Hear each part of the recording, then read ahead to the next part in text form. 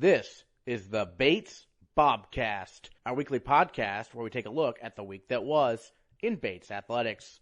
My name is Aaron Morse, and this week we preview the tennis and lacrosse seasons. Plus, the women's swimming team competed at the NESCAC Championships, and the track and field teams headed to the New England Indoor Championships. All that and more coming up on the Bates Bobcast.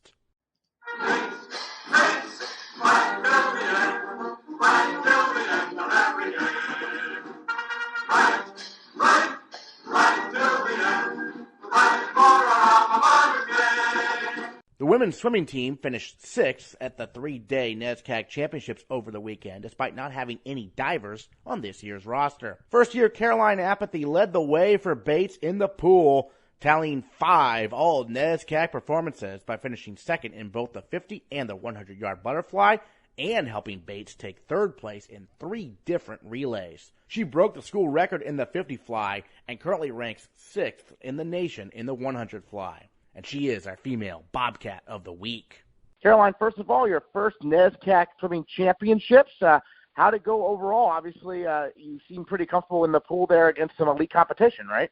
We had a great season of training. I think that helped me a lot, and we were all tapered and ready to go. So it was a fun, exciting weekend of swimming. I haven't been tapered in a while, so that definitely helped. Yeah, and it's 3 straight days of swimming, right? So what's that like compared to, a normal meet you had during the season? A bit longer. We've only had one other meet with prelims and finals, so, this was the only meet this season of 6 sessions, so it was a bit longer than usual. A while ago, when I did club swimming, I used to do 8-session meets, but I haven't swam those in a while. But this meet was a bit longer than everyone was used to this year. Sure, and then the butterfly, you set the team record in the 50-yard butterfly. And did you ever envision the possibility of you setting a team record in your first year here on campus? No, I was not expecting that at all.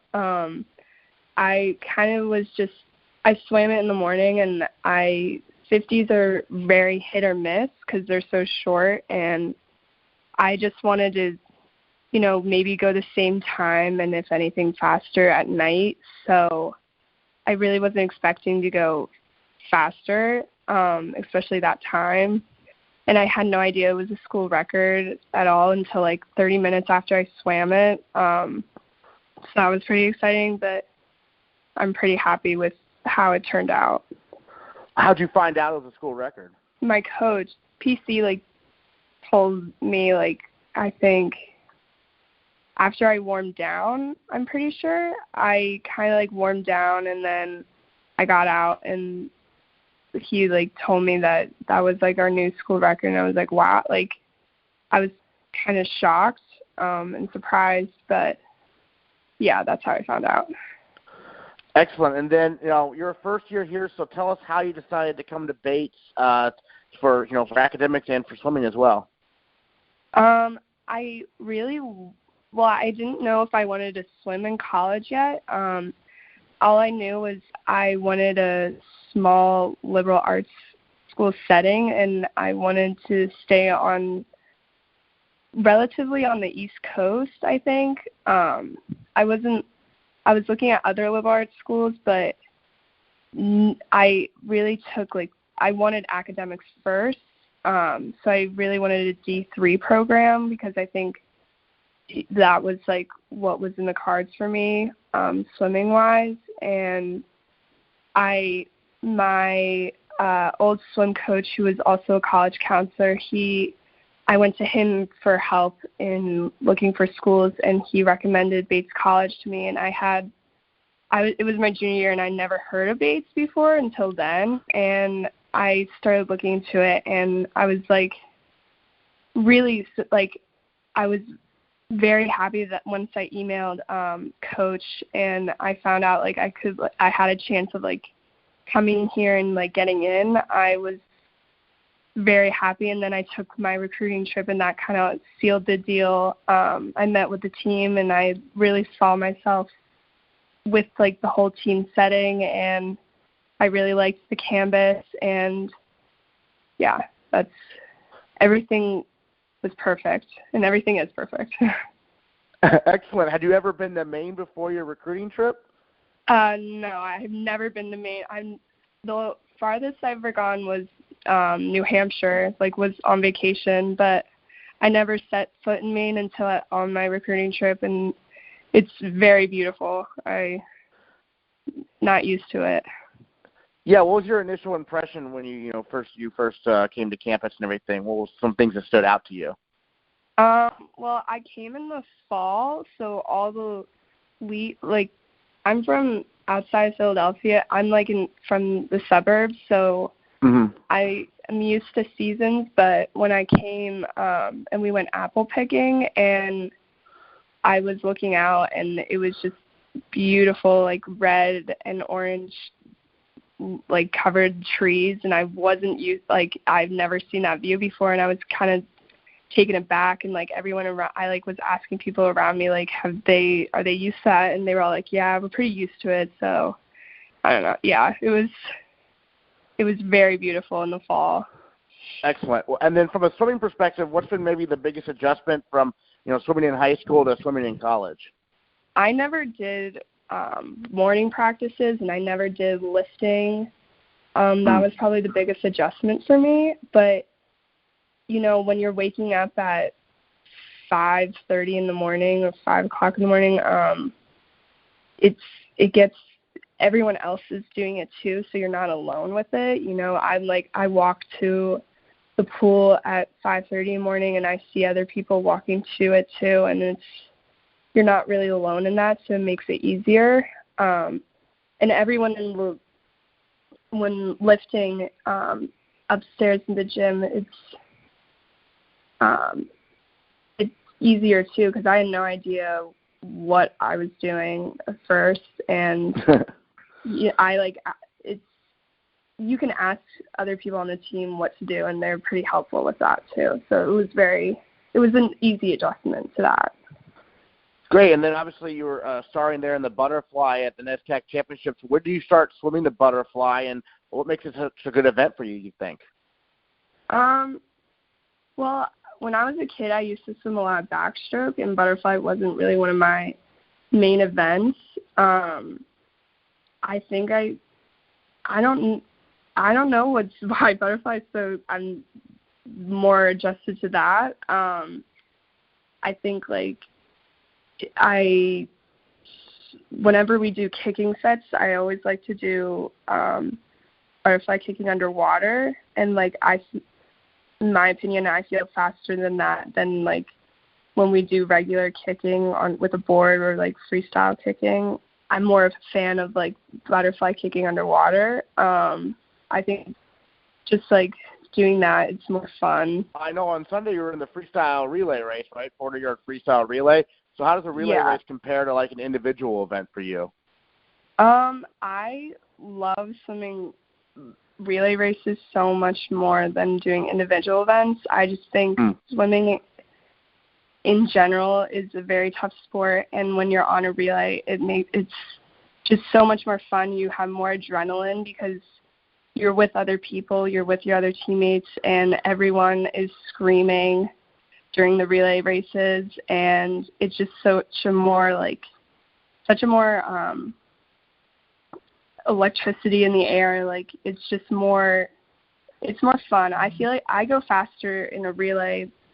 I think anyone can go faster in a relay than individually, because you're more on adrenaline. You're running on adrenaline, and you just go faster because you want to go faster for your teammates and for the whole team. Great. Have you started thinking about the possibility of competing at the NCAA championships at all? Yeah. I'm currently on campus right now because I thought it's going to be easier to swim during these next 4 weeks, but I think we have a really good shot of making it back in a lot of our relays. I think we're just waiting back to hear about our 2 medley. I think we have a solid chance in that. I don't know about my 100 fly right now, but I think Coach Casares has said that I have a good shot of making it back in the 100 fly. But I really hope that all of our relays get a good shot of making it back.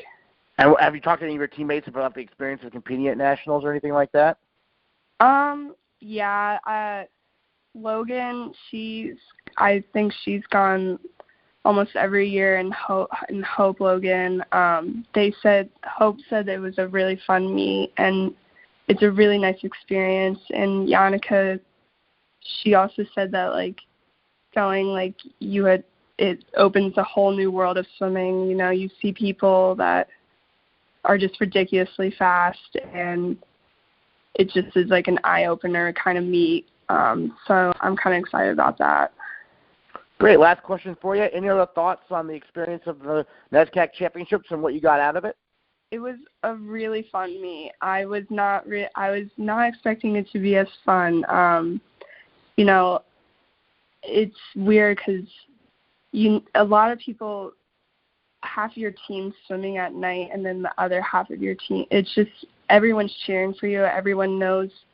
Everyone watches each other swim. It's a really nice feeling when you get out of the pool and then everyone knows what you did, and it's just such a nice feeling with everyone watching and cheering for your teammates, and staying back and watching all your teammates swim the mile or the 1,000, because we had a lot of girls doing that too. And at the end, it was really sad. Everyone kind of wanted to stay another day or just stay with each other for another day. And, yeah, we had a lot of fun. All right. Caroline Apathy, our female Bobcat of the week. Thanks so much. Thank you. Our male Bobcat of the week is junior Dinos Lefkaridis. He marched in the opening ceremonies at the Olympics as the only athlete from the country of Cyprus. Lefkaridis competed in the giant slalom last week and was one of 21 athletes who did not complete their first run. He'll now race in the slalom this Thursday. The Bobcast will look to catch up with Lefkaridis after the completion of the slalom. Speaking of alpine skiing, the Bates women's alpine skiing team took fourth in the slalom at the Williams Carnival over the weekend. And the Bates Alpine and Nordic teams combined to finish 7th out of 16 schools overall. They compete in the NCAA East Regionals this Friday and Saturday at the Middlebury Carnival. In track and field action, the women's team took 6th at the New England Indoor Championships, while the men finished 8th. Junior Mark Fusco led the way for the Bates men, helping the distance medley relay team finish 3rd and finishing 3rd individually in the 600 meters. Meanwhile, senior captain Adedire Fakaridi finished 3rd in the weight throw, and sophomore Brendan Donahue took 4th in the heptathlon with a career best 4,313 points. The women's team produced 2 New England champions, with senior Sally Ceesay becoming the New England Division III triple jump champion for the first time, with a season best top mark of 39 feet, 3.25 inches. Meanwhile, junior Ayden Eickhoff won her first New England Division III title in the 800-meter run, finishing the race in 2 minutes, 15.14 seconds. Joined by New England Indoor champions in the 800 meters and the triple jump, respectively, Ayden Eickhoff and Sally Ceesay here on the Bobcast, talking some women's track and field. And Ayden, we'll start with you as a junior. You're getting your first 800 meters title at New England Indoors. What was that experience like for you? Nerve-wracking for sure. As a junior, I have now had to see my competition and start to know them after about 3 years of, NESCAC track and other D3 track events. So that was sort of harder for me. And I was really, really nervous for the race, but some of my teammates sort of latched onto this and really went out of their way to make sure that they knew that I was prepared and that I was going to give it my all, no matter who else was running on the track with me. So that was really fantastic, and I was able to run a pretty smooth race and get the win in the end. And Sally, you've accomplished so much with the triple jump here at Bates, but this was your first New England Indoor title in that event. So how'd that feel for you to break through like that? It felt amazing. It's definitely an achievement that I've been looking forward to for the past 4 years, and it really feels good to finally check that off my list. I felt good that entire day. I just knew that a big jump was coming. And once I completed it, I was happy with the result. Yeah, it was your season best, right? So that's probably a good thing at this point, right, to be improving each and every week. Yeah, I find that when I'm improving each and every week, I pull out the best results in the end. I know, like, my first few years, I had, like, rocky seasons where I'd, like, pull out a big one and then be inconsistent throughout the season. So it really feels good knowing that, like, approaching, like, nationals, that I'm improving every single week, and knowing that by the time we get there in, 2-3 weeks, that I'll finally be ready to compete at the level that I want to. And then, Ayden, I know part of the fun of a track meet is getting to watch your teammates compete. I know there's some other pretty nice accomplishments, right? Yeah. It was actually a fantastic day for a lot of people. We had, even though Catherine Cook didn't get the win, she had a great race against some really tough competition. And we had people see really big PRs. We have Sarah Schulte in the 60 hurdles, moved up about 0.2 seconds. And we had Anna Bodette run a really, really quick 60-meter dash. So those were 2 and 3 individual performances, along with, I'm not exactly sure what time the 4x2 ran, but it was really, really fun watching them have fantastic handoffs and fight to the finish. Great. I mean, you mentioned, like, Anna Bodette. I know Jenny Martin's been another underclassman who's had a big year for the team. I mean, what's it like to see some of the younger athletes step up like that? It was really, really cool. I got a chance to talk to Jenny a little bit as we were we were both heating before our events, and she was worried that she wasn't going to be able to fully compete at the level that she knew she could, just because I think her ankle or calf or something was tight. But it was really awesome to see her, instead of sort of backing down and maybe scratching the event, she instead fought through it and competed really well. And then, Sally, the indoor championships coming up, March 9th and March 10th there in Alabama, but there's a little time between now and then. So how do you, as an athlete, I know you're probably really excited to go back to the indoor championships. How are you, an athlete, kind of preparing for that in the next couple of weeks? So going into, like, big meets, I always work on, like, my mental preparation. The most important thing for me is just going in, being confident and knowing that I've prepared for this for years now and that I'm ready. And then same with physically preparing, lifting, running, practicing daily, just making sure that my body gets that routine down and knows what it needs to do, so there's no need to think about it the day of the meet. Gotcha. And then, Ayden, I know obviously the 800 meters looking pretty good for you. The DMR hasn't really run yet this year, but I understand you might be running there in the DMR at Tufts on March 3rd. And so what are you going to do to prepare for that? Yeah, so that's going to be a bit of a shift for me. I have run 2-mile races this year, but as I will most likely be the mile leg of the DMR that we'll be running, that's going to, just for me, be a new experience in the DMR, and I hope that I do as well as I can and don't get caught up in the craziness of the race. But yeah, I'm excited to put the team together and just see what we can do. The mile run you've done a few times this year, and so when you're preparing for that, obviously it's much different than the 800, right? Yeah, it is. It definitely feels that way. Oftentimes when I'm running the mile at the 800 mark, people yell, just another 800, you got this. But it doesn't quite feel that simple. But I really just have to focus on staying calm for the first couple laps and then potentially having some stuff left over for the last 200, 400 meters to really kick it.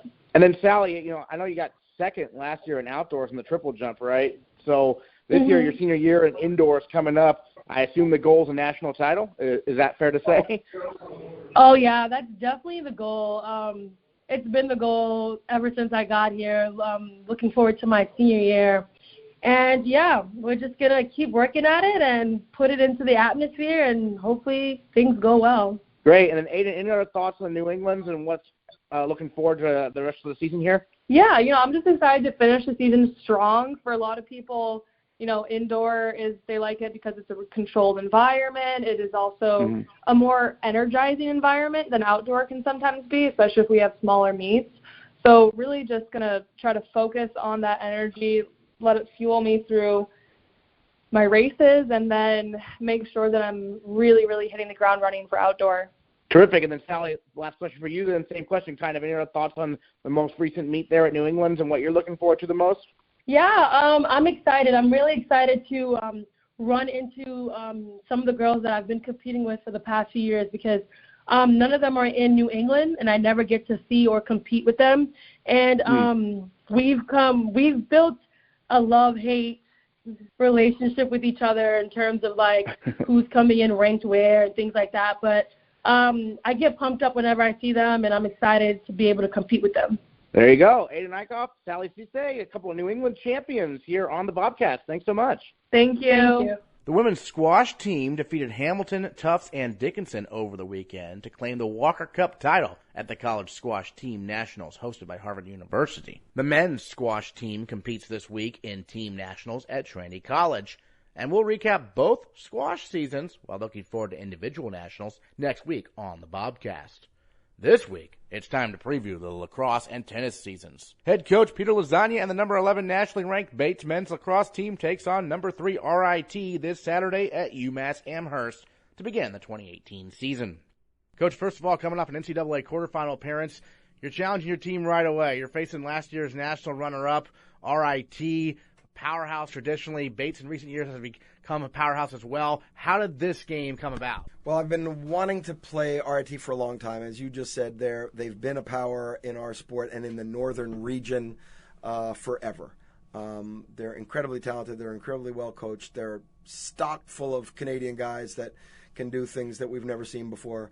But we never could work it out with all of our league commitments. And fairly late in the fall, their coach, Jake Kuhn, sent out an all-points bulletin to all USILA member institutions saying we're looking to fill a date.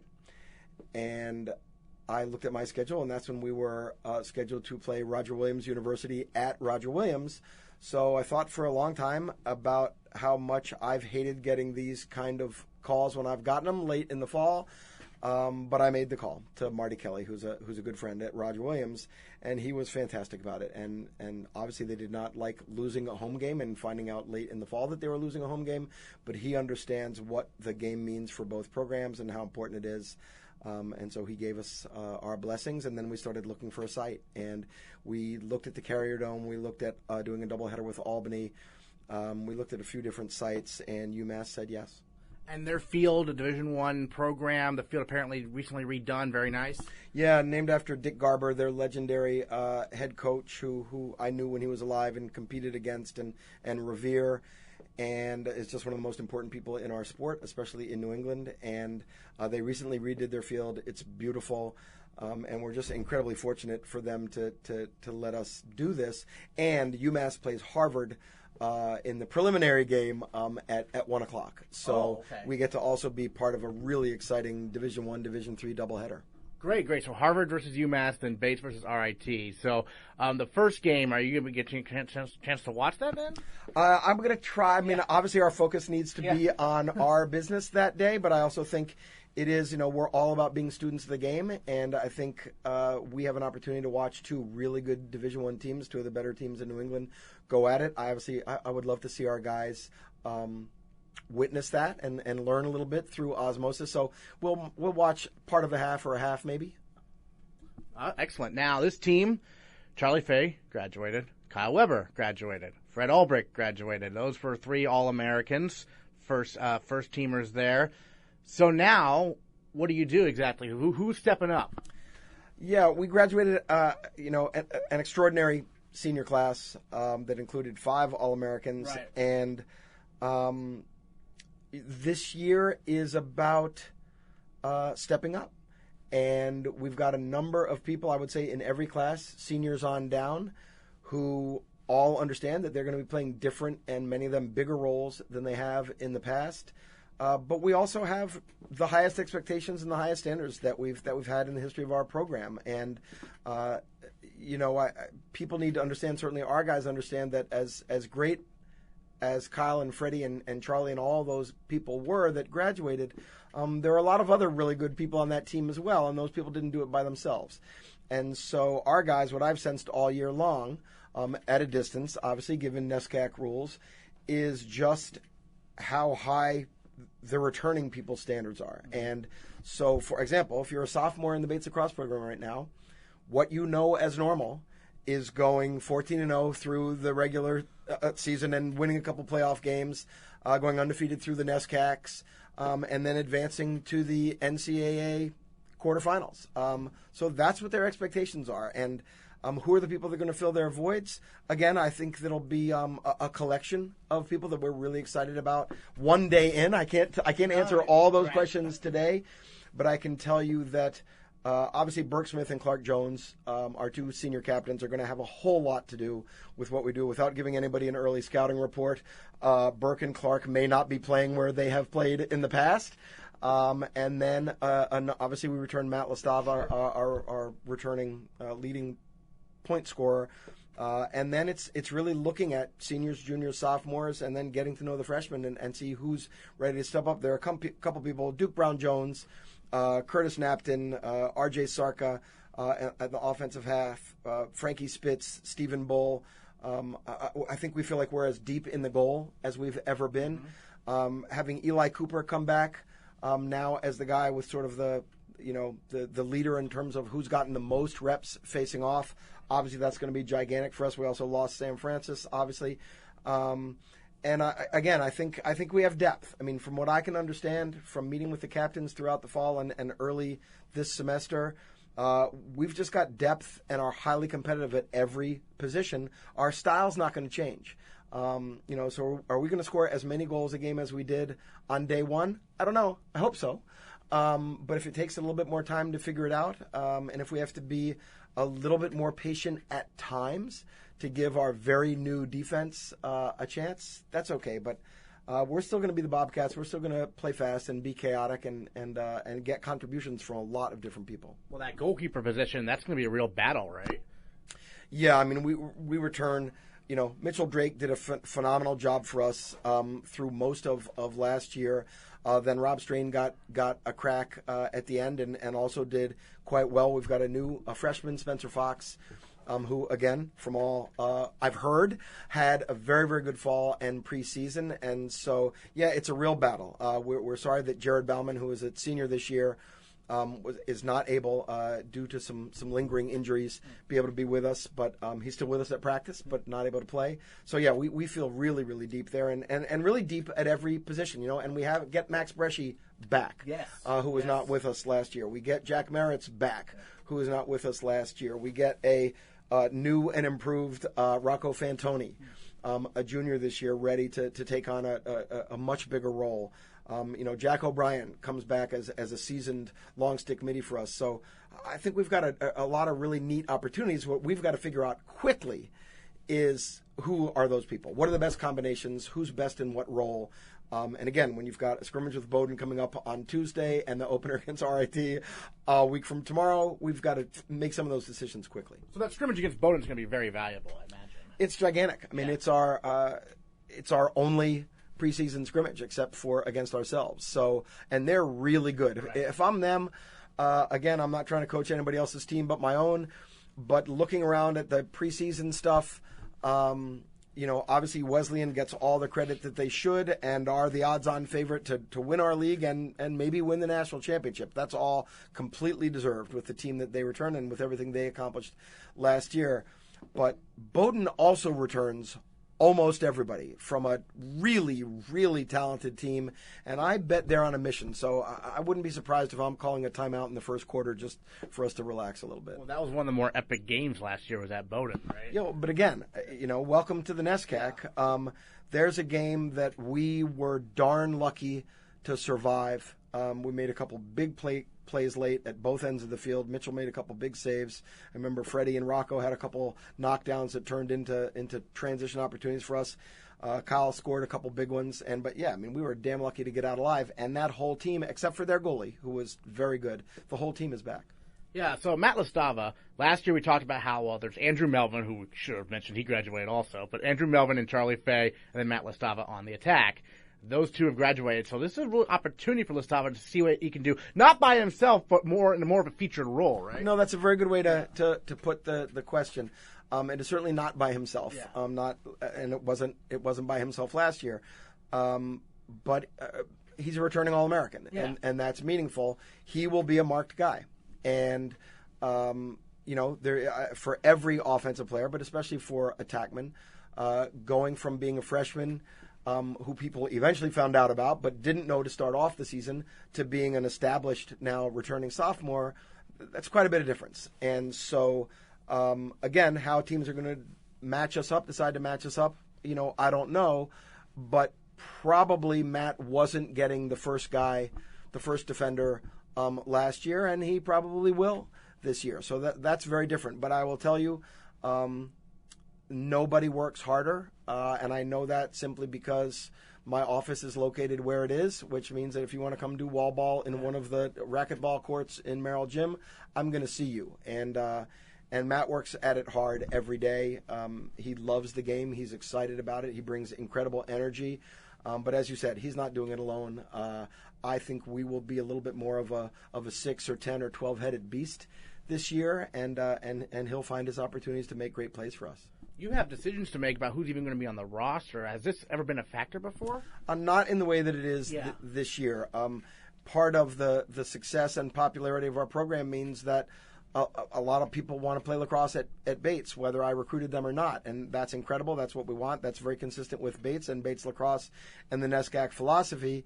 But I've also got to, limit it to the people that can actually compete at this level and do everything we need them to do, so that I'm creating the best situation for the students out there on the field. And I'm always going to work as hard as I can to take as many people as I can that can physically and mentally do this and compete at this level. And if that's everybody, then that's everybody. But it's likely that I'm going to have to make some cuts. And that quite honestly, Aaron, that's the part about my job that I like the least. Mm-hmm.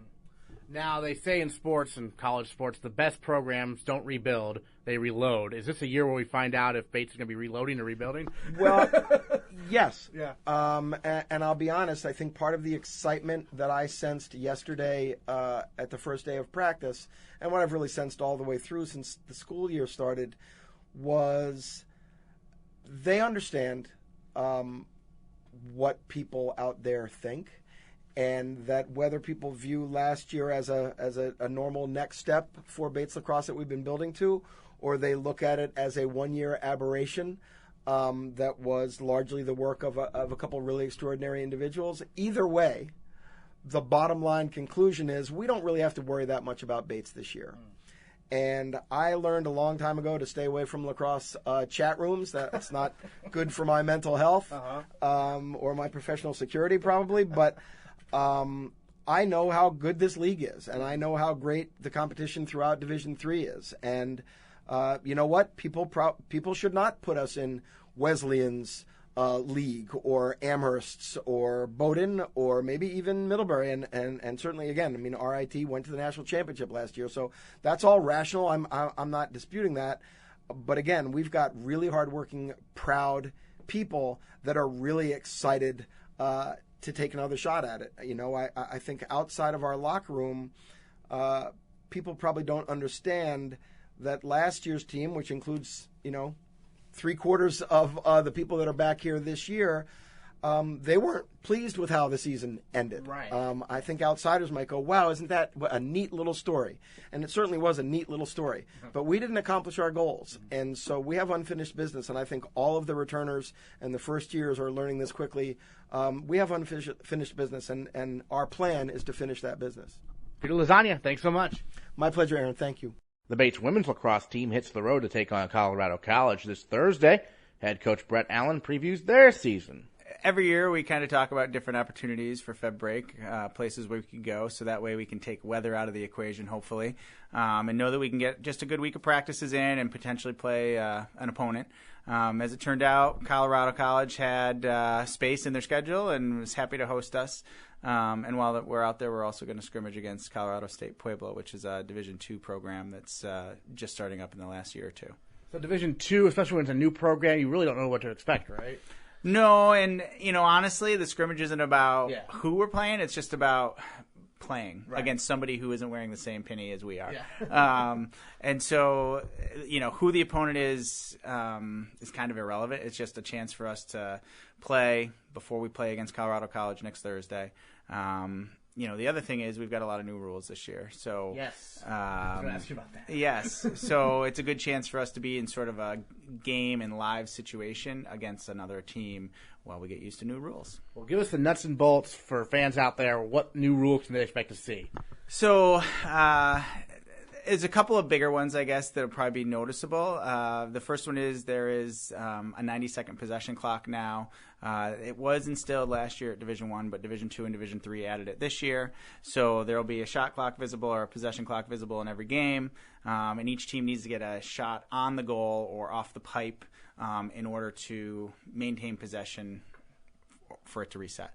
If there's a turnover, obviously the other team gets it and they get their own 90 seconds. So I think you'll see a little bit faster paced. I think you'll see more shots. I think we'll probably see more goals. The intent of the rule when it first came out, I think, was just to limit people from shortening the game and trying to hold on to the ball and not giving the defense a chance to get it back. So I think it'll be a little bit more spectator friendly too. Well, we saw that 2 years ago in the playoffs. It's no fun when it's 3-2. Yeah, it's people like to see goals, and it doesn't matter what the sport it is. Basketball, they love to see 3-pointers and dunks, and lacrosse, they like to see a lot of goals. It doesn't matter what the sport is. So if the shot misses completely wide, that does not reset the clock? Correct. Okay, gotcha. That's the most significant change. Any other changes that we should know about? There's free movement now. So in the past, every time the whistle blew, players on the field would have to stop and wait for the officials to sort of reset the play, and then they would initiate play again with a start by whistling. And now, anytime the ball goes out of bounds, or anytime there's a foul that's called in transition or outside the critical scoring area, the players who are on offense can just pick it up and go, and everybody else on the field can keep moving. Okay. The person who committed a foul does still have to go behind or give space to the player they fouled, but similar to the self-start that kind of field hockey went through a few years back. Same thing. Okay, now for the first time in a long time, Heidi's not your assistant coach, and you have Mariah Greenstein, Bates grad from 2 years ago. How'd this all develop with her come on the staff? So Heidi and I have coached together for 8 years here. It was a great 8 years, but life happens and kids grow up and schedules get crazy. So there's just no way that was going to be feasible anymore. So we miss having her, but we were fortunate. Every year we've looked to hire an assistant coach, and at Bates, most of our assistants are pretty seasonal in nature, so they aren't here for the full year. Mariah had gone out to Denver actually last year and taught with AmeriCorps and had been doing some adventure trips and training. And when our position came open in the summer, she inquired about it. So we had a few conversations, and the nice thing is she's the first assistant that we've ever had that's played here, so she's got some familiarity with the program. She knows some of the kids because they were teammates with her senior year and junior year, and I think that familiarity is going to be really helpful. So. Terrific, and obviously the attackers will benefit a lot from it, right? I'm sure. Well, yeah, I mean, you would think so. Mo was a very good player in her own right as an offensive player, but I think she understands the game really well, both sides of the field. She's also really mature for her age, which I think can be a good thing when you're coaching people who are similar in age to you. So there's a lot of pros to bringing Mo on board, so we're excited to have her. All right, who are some key returnees that we should watch out for? Well, I think probably Camille Beltate sticks out because she was all NESCAC last year. She's had a significant role since her first year. Allison Dewey is another returner who, as a sophomore, was an all NESCAC performer, was really good again last year, but didn't get the same recognition. So she's back. I would say probably those two have the most experience and probably have the most accolades or numbers, I guess, to support them being key returnees. As far as other returners, we have some defenders and some other attackers who gained some really valuable experience last year. Allie Soames, one of our tri-captains with Cam and Dewey, Teal Otley, Annie Duke, Katie Allard, Avery McMullen. So we feel really good about our whole team. It's just a matter of them getting used to playing with each other and gelling.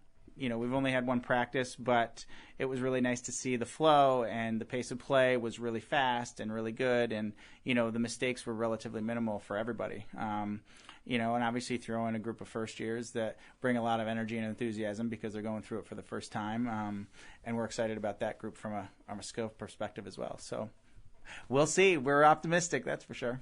Great. Then back to the learning experience, maybe from last year, what the team learned from the season. It's not going to be easy each year ever. No, I mean, every season's tough. Our conference is really competitive. We try and play a challenging non-conference schedule. I mean, this year Colorado College is a NCAA participant from a year ago. Babson, who we play midweek, very early in the season, and went to NCAAs last year and won their conference. So, I think the biggest thing you learn is, what are some of the things you want to try and avoid, whether it's a coaching thing or a team thing or maybe just kind of how you respond in certain situations in games. But I think the biggest difference is we just didn't win close games. Like, every game we're going to play is pretty close. And, 2 years ago, we certainly had a fantastic team that was, very senior laden and a lot of kids that were experienced, but we also won close games. Mm-hmm. And it's not like all of a sudden we aren't going to play close games. Last year, we just didn't happen to win them. So we'll see if we can win some of the close games again. Gotcha. So I know you don't like to single out specific first year. Well, what is general impression of the first year class you have coming in? General impressions. Well, very excited about the group. We've got a goalie. We've got a bunch of a group of 7 field players in addition to our goalie that we brought in. I think the thing that stood out in the first practice was that their skill, their athleticism, their game sense, and field awareness seemed to be very strong and very high. So, the hopes is that maybe that transition period that a lot of first years go through in all sports is minimized for this group. Whether any of them see significant playing time right away remains to be seen because this is day 2 and we haven't had practice yet. Right. But I think the flow of practice was very good because partially the enthusiasm and energy they bring, but also everybody's they've been diligent at trying to get better since last year ended. What's your sense of the overall conference NESCAC this year? Who are some of the top teams? You not worried about that? Well, it's not that I'm not worried about it. It's just the same. Like, you could say everybody because 7 teams are ranked right now in the top 25, which seems to be normal. Mm-hmm. We aren't one of them currently. And, I don't really put much breath into preseason rankings anyways because they're just ranking you on what you did last year, and now it's a different year. Yeah. But everybody's good. Trinity and Middlebury certainly have set the standard the last few years as far as going farther and deeper into the NCAA tournament. But everybody's good. I mean, Hamilton, Wesleyan, Colby, Bowdoin, Tufts, Con, Amherst, Bowdoin, nobody's not good. Right. Yeah. So... All right, great. Then any other thoughts on what you're looking to see from your team in the few practices you have before you head out to Colorado? Well, it's the beginning of the year, so we're just trying to get them used to us because I think when you start a season and you communicate with kids about different things throughout the course of the off season, they have to get used to seeing you again and responding to how you coach and the things that you're trying to teach. So these first few practices are really just kind of them getting used to us getting used to them, and communicating well. And then certainly, when we get out to Colorado, it'll be a little bit more about trying to be as game ready as we can in 3 days. So trying to mimic situations that we're going to be in games, trying to get used to the new rules, and, then obviously just trying to forget about it all and play as well as we can come Thursday. All right, Brett Allen, thanks so much. Thanks, Aaron. The Bates tennis teams waste no time opening their spring season this week in California. Last week, we caught up with men's and women's head coach, Paul Gastonguay. Coach, first of all, you spend a whole week out there in California to start the year. This is something you've been doing for years. I mean, how valuable of a trip is this for you? It's a great week for the team because we actually get to compete outside, spread out on a number of courts. Right now we're on 3 courts when we start practicing tomorrow, and that is really limited. You can play mostly doubles. So it's nice to stretch out, and we're competing in our first week of practice, basically. The NESCAC rule says, spring break or that second Saturday in March, whichever comes first. And because of our schedule, our calendar, we get to compete in our first week of practice in February. So it's great because we get an edge that, we're competing before our peers are. However, it's also tough because we're competing in our first week of practice. And so there's not a lot of time to build into the season. But that's the way we kind of approach every day anyways, whether it's fall or spring. It's a 4-year cycle for our athletes from first year to graduation, and it's a year-round process. They have to find a way to get better every day. So every opportunity we have to be on the court outside is a day we can get better and work on our craft. And these teams that we're playing against are good, and they're going to test us right away. So the teams know that, and that's why we call it our investment season between the fall and the spring. And they really do invest, and they take everything they've learned in the fall, and they make it their own and work hard at becoming a different competitor by the time we head to California. So they know what's at stake, and they're working hard. And it's a nice thing with tennis is they can play with one other guy and get some sets in. It's a valid match. It's just like they're playing another team. So we have an advantage that way compared to other sports who need, 10 other teammates and an opposing team to play against. So our guys, if they want to, they can work hard and be sharp. It's a bonding experience too, right? I mean, you all ran a big house there in Anaheim, and the team gets pretty close, right? We get really close. It's a great week. We cook dinners, breakfast. There's not a lot of downtime. The biggest thing is making sure everyone cleans up after themselves, which is they do a really good job. They're really respectful kids, and they do a good job with that. But it's a great week. They get pretty tight. Men's and women's teams support each other when they're playing their opponents, and so we do travel together to play and compete, and so they have a built-in fan base right there. Now, obviously, you mentioned the tough opponents they face. That's preparing them because the NESCAC, probably the toughest tennis conference, Division III, right? Absolutely. And Pomona's a very strong team. Cal Lutheran strong, and Chapman, depends on the year, but, they're going to give us a challenge, and, it's our first match of the year, so we have to be ready. The biggest thing is the mental game and coming out ready and competing every point, and if we do that, we'll be in good shape.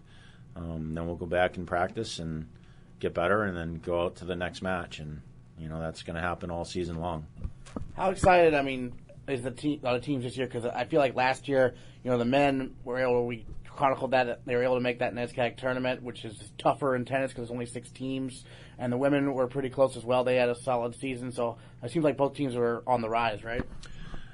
Yeah, I think we have some really good athletes. They all have a great mindset. They're working hard. I'm really excited about our groups. Men and women this year. They have the right attitude, and they're working hard. And, we just have to persevere. You're going to have illness and injury and different things throughout the season. And, we have some new kids who are, outstanding. And, their attitude is awesome. They're willing to work and keep progressing. And so we'll see where we are at the end. But I know they're going to keep working every day. Well, if you don't mind, tell us about some of the new kids maybe in the program who you expect to make an impact. On the women's side, we added a few first years. Hannah Sweeney had a really strong fall. And then we've got Haley Washington, who's really coming along and very athletic and, super great attitude. So we're really excited. We've got on the guys' side, Alex Kennedy is a first year. He's a big kid, 6'7", and he keeps developing every day.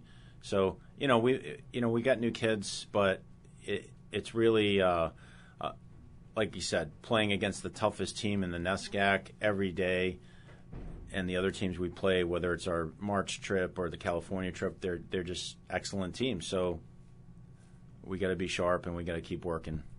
You mentioned Kennedy being 6'7". Ben Rosen went through a bit of a growth spurt, didn't he? How tall is he measuring right now? I swear that kid grows every fall. But he's got to be 6'5", at least. He's in incredible shape. He's worked hard all year. All the guys have. He and Josh Liner, our captains, did an amazing job.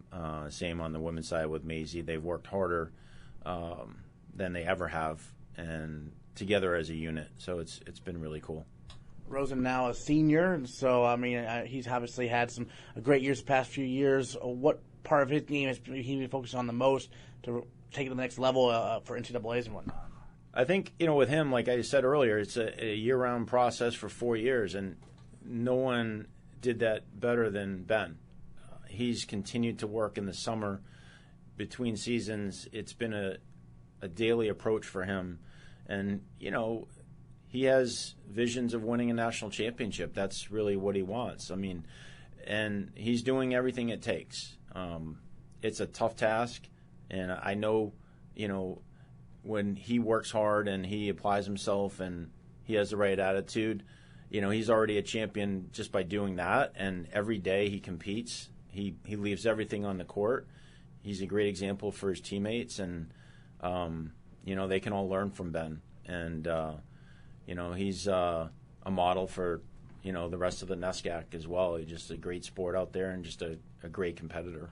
In terms of his individual goal of winning a national title, does it help that he knows it's been done before here? I think he knows. He's been in the tournament a couple times. Right. Last year, he lost a nail-biter 3-setter to the kid who made it to the finals, and that guy was a really good player. He was beat up at the end and ended up losing. But Ben this fall lost in a close 3-setter to the national champion from last year from Middlebury. So he knows he can play with everyone, and he plays D1 guys and pros in the summer. So he's pushing his level. But everyone's good. We're working hard, but so is everyone else, and that's what our teams have to remember is, no one's sleeping while we're working hard. Everyone's working hard. So, we have to be smarter, and we have to apply ourselves more, and we have to realize that, we're going to have to sacrifice and do a little more than the other teams are doing. Who are some of the key returnees on the women's side? We all know about Maisie, and who else? Well, we were missing Bella. Mm-hmm. Bella Stone was away in New Zealand this fall, so we're really excited to have her back, and she's a great leader on the team and a really strong player. And then, the sophomore class is strong, and we've got Ceesay back healthy. Last year she missed the season, unfortunately, with an accident, and it's sad we don't have Isabella Ruvinsky. She has an injury, had a surgery, so she's out for the spring. Hopefully we'll get her back late spring, but she just brings an awesome attitude and just a great work ethic. It's just breaks your heart when that happens, but it's part of sports, and we know she's going to be there for her teammates.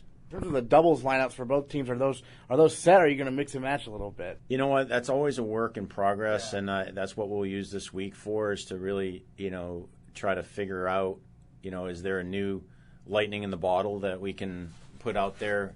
We have so many moving parts and some really amazing athletes that it's always worth trying some new things just to see if something is better than what you already have tried in the past. So, but we know our tried and true combos that have worked, and we're going to probably at least start with some of those.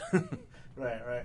All right, well, Coach, thanks so much for previewing the tennis season. Looking forward to it for both teams. Thanks. Yeah, we're going under here for a few months and looking forward to it. Next time on the Bates Bobcast, we'll tell you how our baseball, tennis, and lacrosse teams fared in their opening week of action. Plus, there's still plenty of winter sports to talk about, including championships for both men's swimming and men's squash. All that and more next time on the Bates Bobcast. Bates, Bates,